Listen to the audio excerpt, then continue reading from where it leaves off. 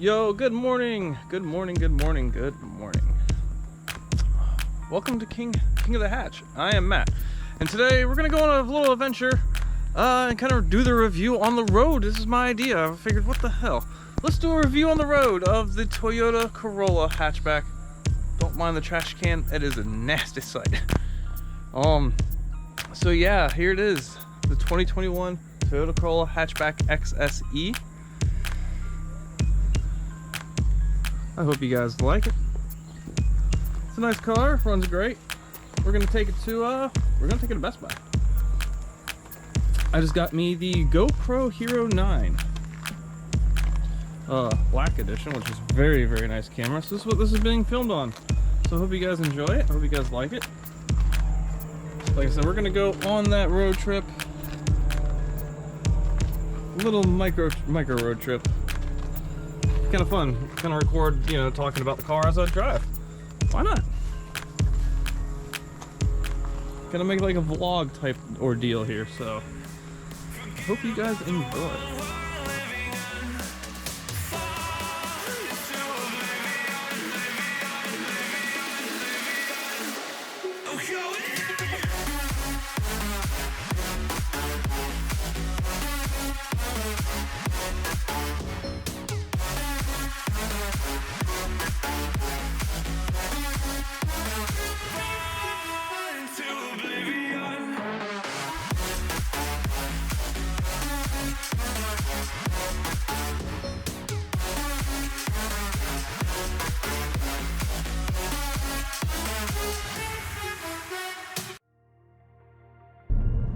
So here we are inside the 2021 Corolla hatchback XSE. We're going to talk about the drivability, how much I like this car, what I like about it, what I don't like about it.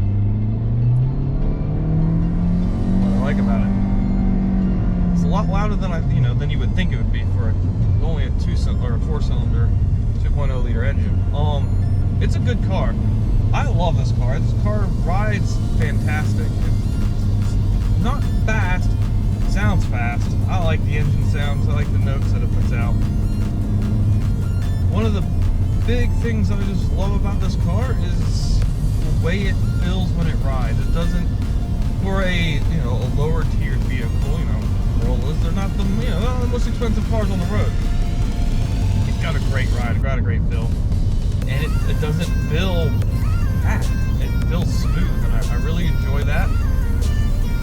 So I'm going to put this thing in manual mode, sport mode, and then into manual mode. We're going to downshift out I'm going to shift up through the gears here for you guys. That way you guys can kind of hear the clicks and the sounds. Like, I love the audible clicks from the paddles. And it's not like mushy feeling. It feels good. Makes you feel like you're really shifting the car more than, makes you actually feel like you're driving a manual with paddles.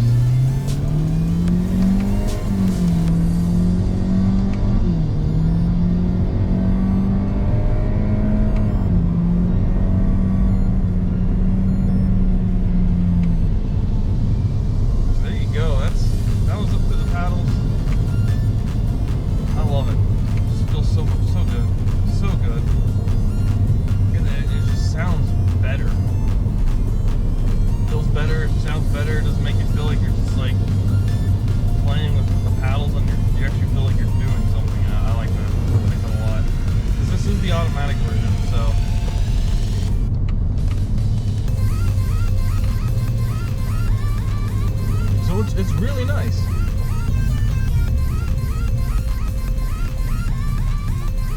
So we're going to take this back out of manual mode. I'm just going to run around in sport mode for the remainder here. So it's got the full digital display, like the full digital dashboard here, which is really nice. It's got the full touchscreen, proper AC and all that fun stuff, power windows. Traction control on and off, it doesn't make a difference at all. Heated seats, which is the best part. It's got the cell phone charger built into the center console here as well. You can plug your phone in and charge your phone if you don't have like a cable to plug it up for like Android Auto or Apple CarPlay. I mean, it's a good quality car. It's fantastic, and I love this car because this car feels like it's my car. It feels like I'm working on this thing. Like when I'm going to be working on it, when I get to putting on the mods, this car feels like it's my car. It doesn't feel like I'm renting it. Like the Audi that I own, it felt like I was renting it. Maybe because it was just so nice that I don't know, I just didn't want to do anything to it. Even though I did want to do things to it, the part of me was like, don't touch this car. This is a rental car. Don't touch it. That's what it felt like. It felt like I was renting the car. It didn't really feel like it was mine. This car feels like it is my car, and I just genuinely enjoy it. I enjoy it more. It feels better. I'm happier with this car, honestly. Very, very happy. I've told that to a lot of people, and to them it makes a lot of sense, because like when you buy a car, you want to buy a car that's going to make yourself feel proud of having that car. Not, why am I owning this car? This is not me.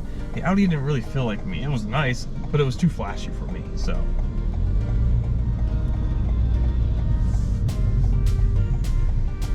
And we're almost to the long leg of the trip here.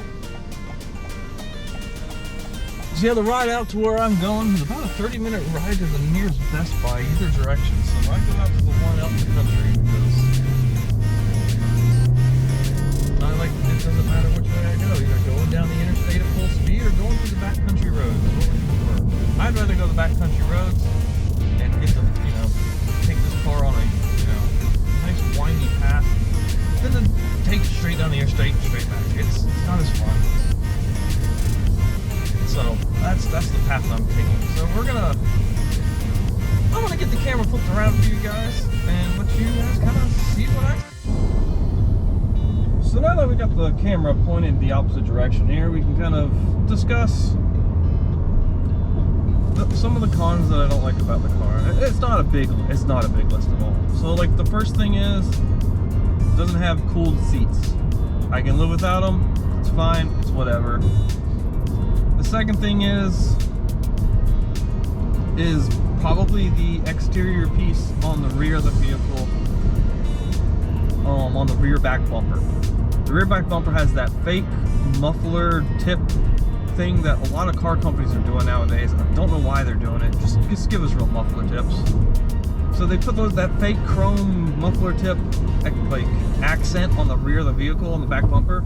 I don't like it, so I'm probably going to delete that. I'm probably just going to get rid of it and eventually get a rear diffuser for the car. But in the meantime, I'm getting rid of that. I just don't like the way it looks. And I've seen some images without that diffuser, and I think it looks fantastic. So, and I've talked about that in a previous video as well. So, something more like what I'm going to be doing with my announcement. It was in my announcement video. So, let's just kind of enjoy the ride here for a bit. We're just gonna go to the cruise and let you guys see the sights and roads behind this minivan.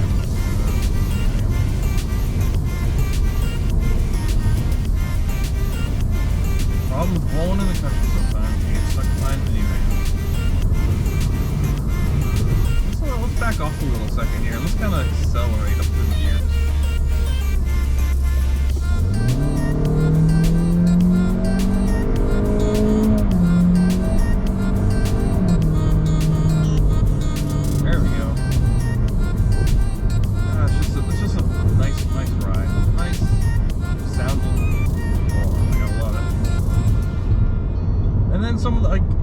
Everything else I've talked about this vehicle, about the ride and everything else, it's the things that I've loved about this vehicle, things I really enjoy. So while we're here in the car, I kind of pulled over. I just wanted to talk a little bit about the interior of the vehicle, what the driver sees when you're sitting in the vehicle. So I'm going to go ahead and start with the gauge cluster here. So you have an analog RPM gauge, analog fuel and temperature gauge. But in this dead center, it's actually a full digital. So I can actually go over here. Right now I have it set to digital mode, but you can actually switch it to a analog system. So if we go into vehicle settings here, we can go to wrong one, settings, there it is. Go down to meter type. You can switch between analog and digital, which is very nice. So I can click on this and boom, now you have that, which is really awesome. And then also, you know, like I said, you have a full touchscreen display here, so you can click on menu. I can click on Android Auto, bring up the Waze app, which is really nice. You can also go to audio, select your audio presets and whatnot. It's all, you can do that all with touch, which is very, very, very helpful. Then you have your beautiful air gauge here, so you can check all, you know, change all your temperatures. You can synchronize it, unsynchronize it, so this one can be hot, cold, this can be not hot, cold, so on and so forth. So it's really nice. Put it back on sync, just keep it about 69, 68 degrees. Change your airspeed, all that fun jazz. So it's a really nice interior. You have your full cloth bucket type racing seats. I wouldn't say they're racing seats, but they're bucket seats, and they're very comfortable. I got the rubberized floor mats, which is very, very helpful. I talked earlier about how you also have the cell phone charger here in the center. I don't have my phone plugged in there. Your sport mode button, your traction control mode, your hold, so I can push the hold button, put my foot on the get brake while it's in drive. And my foot's off the brake, but the car's in drive, which is really cool. And as soon as you touch the gas, the car goes. And then you push your foot back on the brake, and it holds it, which is really nice. And what another thing I really like is it always puts the car in park, like sets the parking brake, which is very, very convenient. You have your knob for your like brightness settings on your dash. You have your auto headlights. You know, you're just the generic stuff, paddle shifters, the touch, all the different functions on the steering wheel. The beautiful Toyota logo right here in the center. Got your full fold out, obviously, and it's got those as well. So it's a nice car. You get your SOS button there, locked out, all the different settings you can have here, and then all the way to the back as well. So it's a very good car, very good quality car. I just love it. So let's get back going. Let's get back driving again. So what's good, guys? Oh man, so I went to the Best Buy here, and they are under construction. They're doing a full remodel inside, and then so you have to order all on like their curbside pickup through their mobile app. So I was looking through that, and they didn't have the screen protector I wanted for the GoPro. They didn't have the dual battery charger for the GoPro. And then they had SD, like they have the micro SD cards, but I was like, I'd rather get it all at one time and not have to worry about, you know, waiting for it to come online. So, but unfortunately, it looks like I'm gonna have to go online and get the online option. Yeah, not looking forward to that, but it happens. It happens. So yeah, check that out. They are fully shut down, pretty much, only doing curbside pickup. And I think it's just crazy to me that they're only doing curbside pickup. But I mean, oh well, I guess it'd be like that sometimes. It'd be like that sometimes. So, got a ping on the battery chargers. A battery charger and extra battery at an REI, about, I would say about 20 minutes or so away from me where I'm at right now. So it's like, gotta go down there and go get that. But it's the only thing that they got. Like nobody has screen protectors for the GoPro Hero 9. Nobody's got. It's like nobody else has the battery chargers except for REI. I'd rather get an extra battery. That's probably one of the biggest things. I definitely want to have an extra battery. I mean, I do have the SD chip. It's like only a 32, I believe, but it'll get me by for now. But I guess I'll have to get the screen protector and SD chip offline. That kind of sucks, but I'm not a big fan of online shopping. I do it all the time. I still don't like it because then it's kind of, you gotta wait. I like having the crap in my hand physically, but what you gotta do is you gotta do. So in the meantime, let's head down there. All right, so we're finally here. We're at the REI, about to go in, get the battery, at least the battery and the charger, and I'm gonna check out, see what other kind of supplies they have for this GoPro. I really like the GoPro. It's really nice. I was thinking about getting the GoPro mod that adds like the extra microphone, the external microphone and all that. So I might go with that if they have one in stock for the 9. So yeah, we'll see. We'll see what they got. Here it is, the dual battery charger and battery for the Hero 9 Black. It's like 50 bucks. Not bad. I definitely wanted to go with the GoPro brand of battery. You can definitely get aftermarket ones of other like brands, but I've did a couple read a couple of reviews on these on other ones, and the only ones that you really want to use are the GoPros.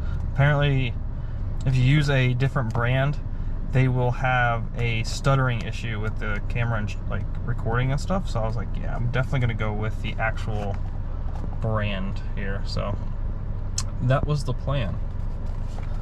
But unfortunately they didn't have anything else, just pretty much this and like a couple like Hero 8 supplies. They didn't have much Hero 9, so I was like, all right, well, at least I got the Hero 9 battery and charger. That way I can have a long battery life, so if the battery dies on the one, I can just swap out and continue recording. So that's the plan. And eventually I'm gonna get a bigger SD chip so I can store more video as well. That would be nice. It's gonna be really nice. So, and then eventually I'll get some screen protectors and some other things, but there you guys go. Enjoy it. So there you guys have it. That is the review of the 2021 Corolla hatchback. I really like this car. It's just a good overall car. I'm so pleased with it. I'm happy with it. Very, very happy with it. I hope you guys enjoyed it.